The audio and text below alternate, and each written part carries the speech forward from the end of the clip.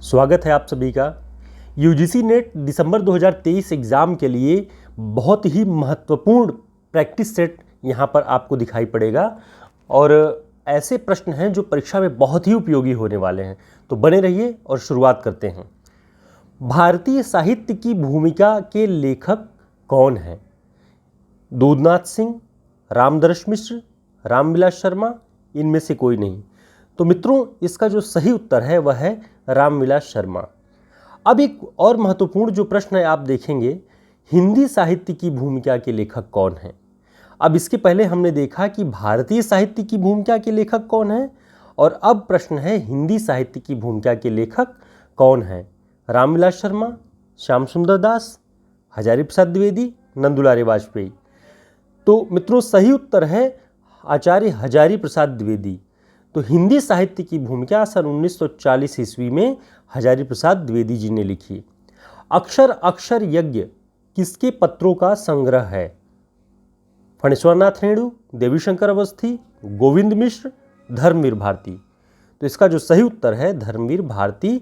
अक्षर अक्षर यज्ञ धर्मवीर भारती के पत्रों का संग्रह है। अगला प्रश्न है, मुक्तिबोध की आत्मकथा के लेखक कौन हैं? विष्णुचंद्र शर्मा, विष्णु प्रभाकर, नेमिचंद्र जैन, मुक्तिबोध।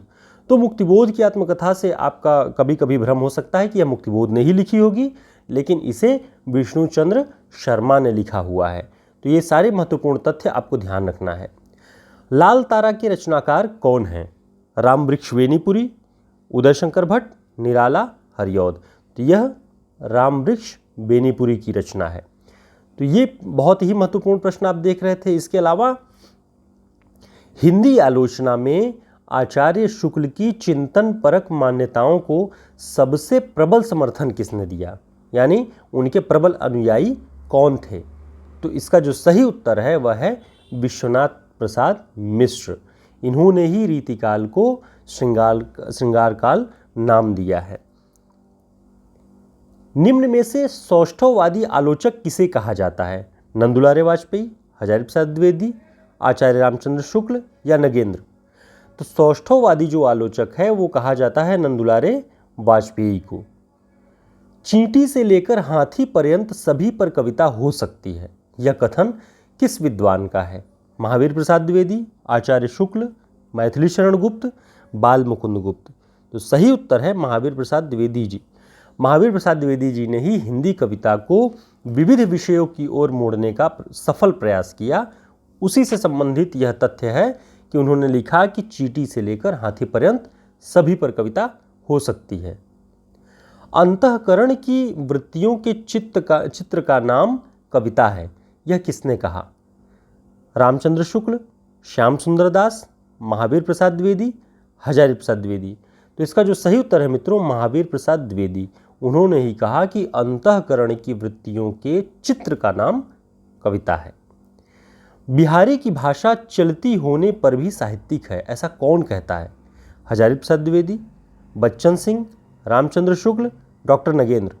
तो मित्रों, जो इसका सही उत्तर है वह है रामचंद्र शुक्ल। रामचंद्र शुक्ल ने ही बिहारी की भाषा को चलताऊ भाषा कहा, लेकिन उसके बावजूद उसे साहित्यिक भाषा माना है। अब ये जो प्रश्न आप देख रहे हैं, ये प्रश्न हैं जो पंक्तियाँ पूछी जाती हैं कविताओं की।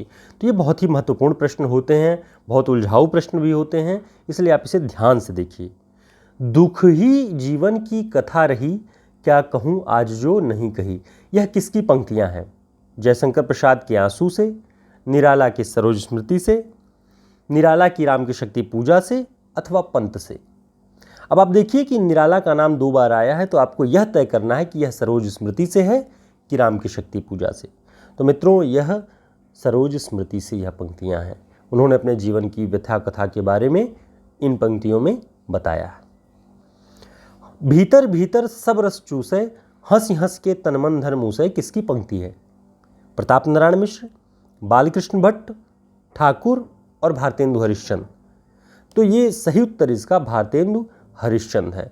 उन्होंने ही इसको लिखा है। भारतीय अर्थव्यवस्था का जो शोषण ब्रिटिश राज कर रहा था उससे संबंधित।